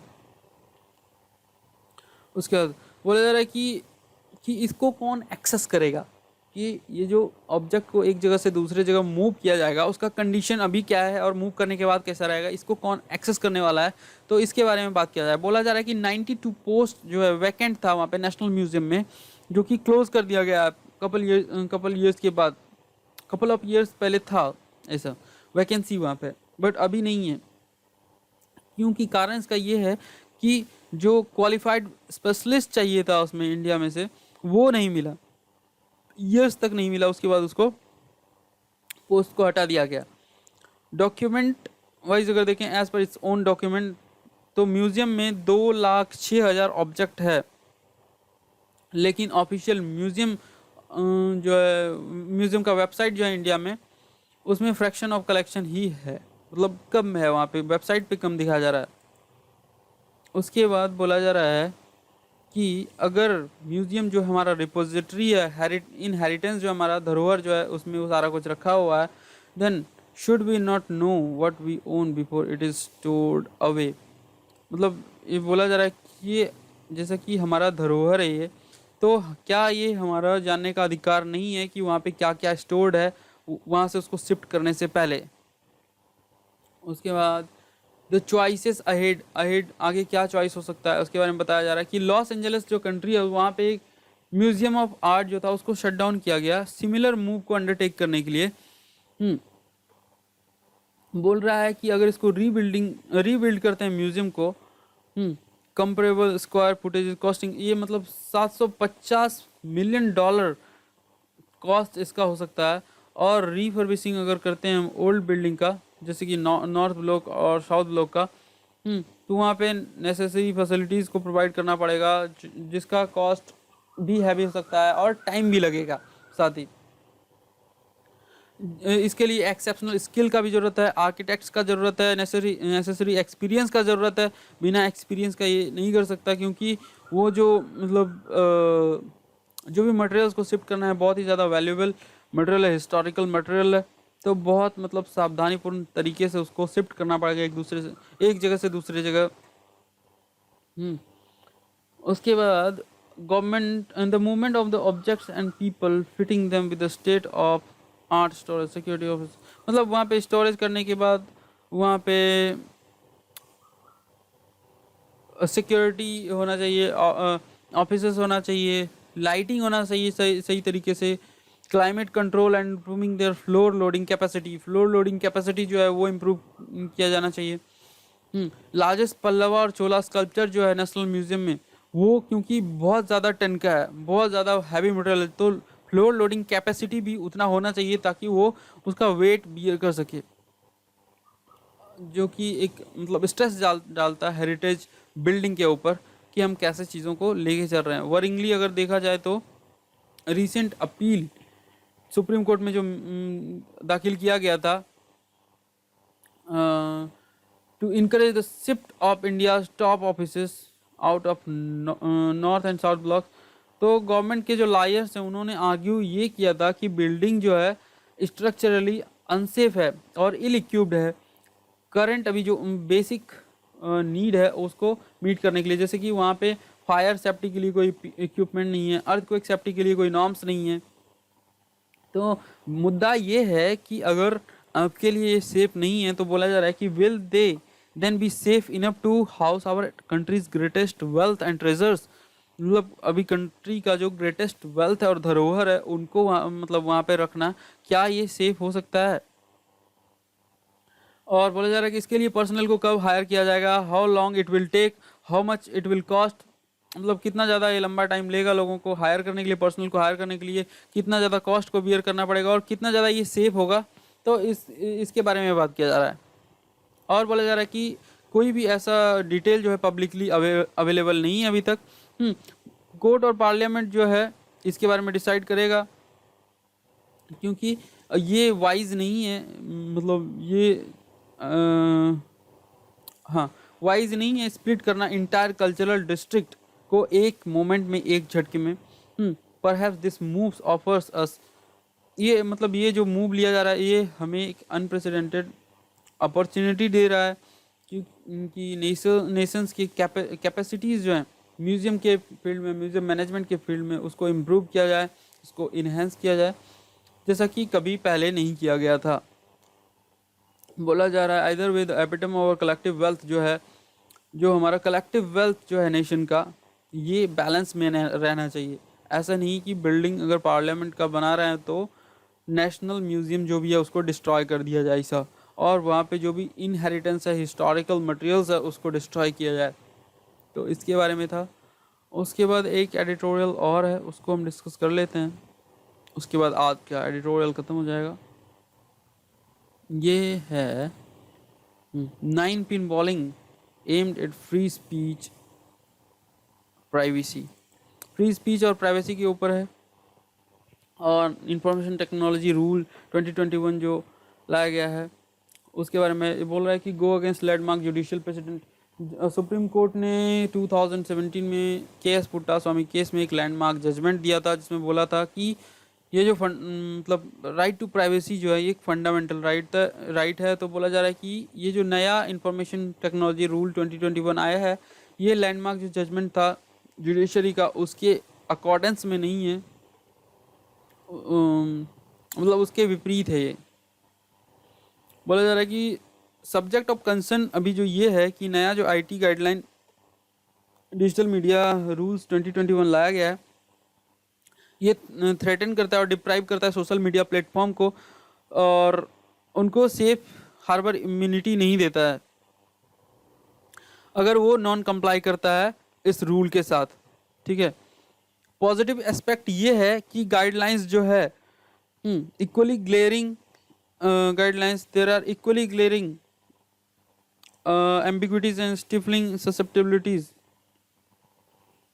ये बोल रहा है कि एक तरह से ये बेनिफिशियल भी है, पॉजिटिव एस्पेक्ट्स भी है, लेकिन वहाँ पे नेगेटिव एस्पेक्ट्स ये है कि ये कॉन्ट्रेरी है पास सुप्रीम कोर्ट जजमेंट का, क्योंकि सुप्रीम कोर्ट ने के.एस. पुट्टास्वामी को केस में जजमेंट दिया था कि प्राइवेसी फंडामेंटल राइट है, तो यहाँ पे गवर्नमेंट उसको क्रॉस करने वाला है, उसको अपने कंट्रोल में ले करके, ये बोला जा रहा है।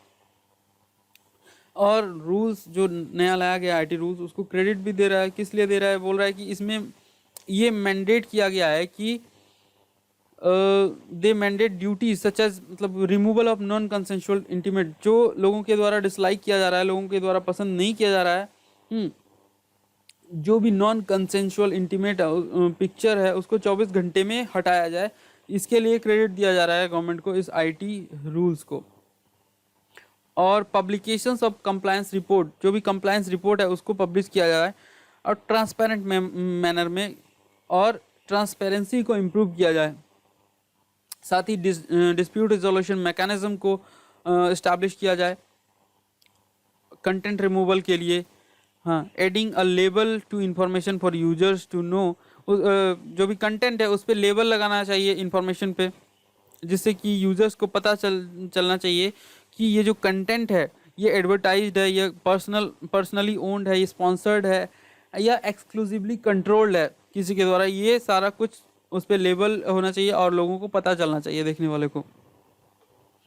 उसके बाद गैगिंग राइट में बोला जा रहा है कि सुप्रीम कोर्ट ने अपने एक केस में, वो जो केस था life insurance corporation of India versus professor Manu भाई डी शाह 1992 का केस है, जिसमें सुप्रीम कोर्ट ने एलिवेट किया था freedom to circulate one's views.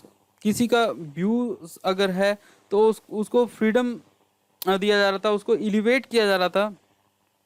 बोला जा रहा था कि ये लाइफ लाइन है एनी डेमोक्रेटिक इंस्टीट्यूशन, किसी भी डेमोक्रेटिक इंस्टीट्यूशन का ये लाइफ लाइन है, वहाँ freedom to circulate one's view होना ही चाहिए। और बोला गया था कि सुप्रीम कोर्ट ने उस टाइम बोला था कि एनी अटेम्प्ट, अगर कोई भी अटेम्प्ट लेता है इसको डाउनग्रेड करने के लिए, इसको सफोकेट करने के लिए, इसको मतलब थ्वार्ट करने के लिए, गैग करने के लिए, स्टिपल सफोकेट और gag this right would sound a death knell to democracy. तो उस टाइम पे अगर ऐसा किया गया तो ये डेमोक्रेसी का डेथ होगा, और ये डेमोक्रेसी से ऑटोक्रेसी में कन्वर्ट हो सकता है और डिक्टेटरशिप में, जिसको तानाशाह बोला जाता है हिंदी में, उसमें कन्वर्ट हो सकता है। सुप्रीम कोर्ट ने उस टाइम 1992 के इस केस में बोला था। उसके बाद इट बिकम्स इंक्रीजिंगली इम्पोर्टेंट कि मतलब इसको क्रिटिकली स्क्रूटनाइज किया जाए रिसेंट बैरियर्स को देखते हुए जो कि इम्पोज किया गया है नए रूल्स के साथ against right to free speech and expression, क्योंकि गवर्नमेंट का भी मतलब प्रॉब्लम ये है कि जैसे कि कल व्हाट्सएप में हमने देखा था कि व्हाट्सएप का जो मैसेजिंग सर्विस है वो एंड टू एंड इनक्रिप्टेड है। गवर्नमेंट ये बोल रहा है थर्ड पार्टी उसमें किसी को कुछ पता ही नहीं चलता है, जबकि गवर्नमेंट का कंसर्न ये है कि अगर गवर्नमेंट ऑर्डर से रिलेटेड इंफॉर्मेशन और कोर्ट के जजमेंट से रिलेटेड इंफॉर्मेशन को कोई ओरिजिनेट करता है और उसको मतलब स्प्रेड करता है सोशल मीडिया हैंडल पे, तो फर्स्ट ओरिजिनेटर जो है उसको ट्रेस करके इसका रिपोर्ट गवर्नमेंट को देना है। तो व्हाट्सएप का क्लेम ये है कि ये उनके प्राइवेसी का पर्सनल मतलब प्राइवेसी का हनन होगा, उसको वायलेट करेगा। सुप्रीम कोर्ट का जजमेंट को भी उसने इन्वोक किया था और इस मैटर को लेकर दिल्ली हाई कोर्ट में पहुंचा है व्हाट्सएप। तो प्रॉब्लम ये है, क्योंकि यहाँ पे भी दिया है प्रॉब्लम स्टार्टेड कब स्टार्ट होता है, जब रूल आया लाइफ में। वो फ्रेम किया गया ministry of electronics information technology के द्वारा। सेकेंड शेड्यूल जो है बिजनेस रूल्स 1961 का, वो इम्पावर नहीं करता है ministry of electronics information technology को कि ये कोई रूल फ्रेम करे डिजिटल मीडिया को लेकर के। हाँ, उसके बाद दूसरे पेज में ये है कि बोला जा रहा है कि ये जो पावर है रूल फ्रेम करने का वो ministry of information and broadcasting को होना चाहिए, ना कि ministry of information technology ministry of electronics information technology को। तो बाद में ministry of electronics information technology ने ये भी बोला कि this rule shall be administered by ministry of information broadcasting, लेकिन ये एक्शन जो है वायलेट करता है लीगल प्रिंसिपल को, कलरेबल लेजिस्लेशन को। Legislature can not do something, बोला जा रहा है कि अगर लेजिस्लेचर इनडायरेक्टली कुछ नहीं कर सकता तो ये डायरेक्टली क्या कर लेगा, ये पॉसिबिलिटी है। तो ऐसा बोला जा रहा है। प्रॉब्लम को टैकल करने के लिए बोला जा रहा है जो भी प्रॉब्लम है इसमें new IT rule information technology act 2020 में ये बोला जा रहा है कि इंफॉर्मेशन टेक्नोलॉजी एक्ट 2000 जो है ये रेगुलेट नहीं करता है डिजिटल मीडिया को, इसलिए जो है नया आईटी रूल लाया गया है। और बोला जा रहा है कि ये just a piece of subordinate legislation of the IT act, बोला जा रहा है ये बस एक पीस है और ये सबऑर्डिनेट लेजिस्लेशन है। पहला वाला जो आईटी एक्ट मतलब 2000 था उसका ये एक सबऑर्डिनेट है नया आईटी रूल जो लाया गया 2021। बोल रहा है कि मतलब ये जो this makes the rule ultra vires to the act, ये जो रूल लाया गया बोल रहा है बियॉन्ड दी पावर, मतलब ये उनके पावर के बियॉन्ड है, ये नहीं होना चाहिए, ये गलत है, ऐसा ये गलत लेजिस्लेशन है, ऐसा बोला जा रहा है। उसके बाद बोल रहा है कि गवर्नमेंट का जो ऑर्डर था जो कि स्ट्रिक्ट टाइमलाइन दिया गया था, ये भी एक प्रॉब्लम है। एडिशनली बोला जाए कि ये मतलब डेंजर साबित होगा फ्री स्पीच के लिए, क्योंकि ये गवर्नमेंट को अल्टीमेट एडजुडिकेटर की तरह फिक्स किया कर रहा है और गवर्नमेंट डिसाइड करेगा वहाँ पे कोई ऑब्जेक्शनेबल स्पीच है कि नहीं ऑनलाइन, ठीक है। उसके बाद the information infamous flaw is how this rules undermine the right to privacy of imposing and traceability. बोला है कि इनफेमस लॉ जो है और ये जो रूल है जो कि अंडरमाइन करता है राइट टू प्राइवेसी को, कैसे ऐसे कि मतलब ट्रेस करना है कि मतलब ओरिजिनेटर कौन है, फर्स्ट ओरिजिनेटर कौन है, ऐसा जो रिक्वायरमेंट है गवर्नमेंट का, तो ये अंडरमाइन करता है राइट टू प्राइवेसी को। The immunity that asserts received from end to end encryption, जो एंड टू एंड इंक्रिप्शन दिया गया था उसके लिए जो इम्यूनिटी दिया गया था व्हाट्सएप को was that intermediaries did not have access to contents, वहाँ पे कोई इंटरमीडिएटरी नहीं होता था, उसको एक्सेस नहीं होता था कंटेंट्स का जब भी कोई मैसेज किया जाता था। तो यहाँ पे मैंडेटरी रिक्वायरमेंट ये है गवर्नमेंट का कि उसको ट्रेस किया जाना है और ये इम्यूनिटी को ब्रेक किया जाना है, और जो सिक्योरिटी था लोगों को प्राइवेसी को लेकर के उसको भी वीकेंड किया जाना है, उसको कमज़ोर बनाना है। तो ये था मेन मुद्दा। हाँ, उसके बाद आगे बढ़ते हैं। इसमें और आगे लिखा ये है कि this will also render all the data from these conversations vulnerable to attack from the ill-intentioned third parties। बोल रहा है कि मतलब थ्रेट जो है सिर्फ प्राइवेसी नहीं है बल्कि इन्वेजन जो गवर्नमेंट दिखा रहा है लोगों को सेफ स्पेस से जो डिप्राइव कर रहा है, ये भी एक बहुत बड़ा प्रॉब्लम है। ये जो रेगुलेशन अभी नया आ रहा है, उस टाइम पे जब कोई डेटा प्रोटेक्शन लॉ नहीं है, तो ये बोल रहा है कि मतलब ये ब्रीच कर रहा है, जो भी लोगों की प्राइवेसी कंसर्न है उसको ब्रीच कर रहा है। उसके बाद ऑन फेक न्यूज़ के बारे में अगर देखें तो इसमें बोला जा रहा है कि प्रॉब्लम जो है यहाँ पे फेक न्यूज़ को एलिमिनेट करना है rather than defining its ambit as a first step. The rules proceed to hardly take down whatever and arbitrarily. बोला जाए कि जो भी अभी रूल लाया गया है ये आर्बिट्ररी मैनर में सब कुछ हुआ जा रहा है और हर्डली मैनर में हुआ जा रहा है। और प्रॉब्लम क्या है, प्रॉब्लम ये है कि फेक न्यूज़ को हटाना है, ठीक है। उसके बाद ये प्रॉब्लम ये है कि ये इल डिसीजन है, हर्डली मैनर में किया जा रहा है, बायस्ड अथॉरिटी है यहाँ पे, may deem as fake news. Lastly, the rules create futile additional operational cost। मतलब ये सोशल मीडिया जाइंट जितने भी हैं उनके लिए एक एडिशनल कॉस्ट यहाँ पे उनको बियर करना पड़ेगा, क्योंकि इसमें जो है for intermediaries by requiring them to have Indian resident nodal. Government बोल रहा है कि इंडियन रेसिडेंट होना चाहिए नोडल ऑफिसर, कंप्लायंस ऑफिसर उनको अपॉइंट करना पड़ेगा, ग्रीवांस रिड्रेसल मैकेनिज्म गवर्नमेंट लाने के लिए बोला है, तो उसके लिए ग्रीवांस ऑफिसर को अपॉइंट करने के लिए बोला है। इंटरमीडिएटरीज भी चाहिए, जैसे कि required to have offices located in India this makes profit making. मतलब ये भी जो भी प्रॉफिट मेकिंग ऑर्गेनाइजेशन है, इनका जो फार फेचड गोल था मल्टीनेशनल कॉरपोरेशंस का एंड स्टार्टअप्स का, इंटरमीडिएटरी इंटरप्राइजेस का, वो मतलब गवर्नमेंट उसको डिस्करेज कर रहा है, क्योंकि इनको ये एक्स्ट्रा कॉस्ट बियर करना पड़ेगा। अगर ये सबको वो अपॉइंट करते हैं इंडिया में, अगर ऑफिसर्स लाते हैं तो एक्स्ट्रा कॉस्ट बियर करना पड़ेगा, जो कि उनके लिए प्रॉब्लमेटिक है, ऑब्जेक्शनेबल है। उसके लिए बोला जाए कि देयरफॉर सिर्फ ये रूल नहीं बैरियर प्लेस करता है, बल्कि rules places a barrier on the market place of ideas, but also economic market जो है इंटरमीडिएटरीज के लिए उस पर भी ये मतलब एक बैरियर लगाता है, क्योंकि इन पे एक अबंडेंट फाइनेंशियल बर्डन आ जाएगा। यहाँ पे इन्होंने लिखा है कि एडिंग अबंडेंट फाइनेंशियल बर्डन्स। और कंक्लूडिंग वर्ड में इन्होंने ये लिखा है, इनका नाम है KTS तुलसी, जो कि सीनियर एडवोकेट हैं सुप्रीम कोर्ट ऑफ इंडिया में और member of parliament of Rajya Sabha भी हैं। तो इन्होंने बोला है कंक्लूडिंग वर्ड्स में कि जबकि रैपिडली डाइल्यूट किया जा रहा है राइट टू फ्री स्पीच, ये एक कॉशन है, खतरा है और वार्निंग है डेमोक्रेसी के लिए, क्योंकि डेमोक्रेसी को अंडरमाइन किया जा रहा है। और direct proportion to every attack made on citizen, जितना ज़्यादा डायरेक्ट मतलब अटैक होगा सिटीजन्स के प्राइवेट कन्वर्सेशन के ऊपर, to engage in a transaction, अगर वो किसी ट्रांजेक्शन में इंगेज होता है तो उसके ऊपर अगर गवर्नमेंट कंट्रोल करता है, अटैक करता है, अगर वो डिसेंट दिखाता है गवर्नमेंट के खिलाफ तो उसको अगर अटैक करता है, अगर वो कोई अपना ओपिनियन देता है तो उसको अगर गवर्नमेंट डिस्करेज करता है और उसके खिलाफ एक्शन लेता है, तो बोला जा रहा है कि articulate the same without any fear of being imprisoned.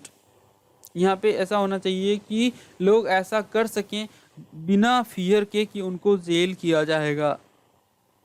तो यही कंक्लूजन में इन्होंने लिखा है। तो यहीं पे आज का जो है डिस्कशन ख़त्म होता है। तो अगर आपको ये अच्छा लगे तो please like the video and subscribe the channel and share the video with the needy people. Thank you so much, see you tomorrow, bye bye.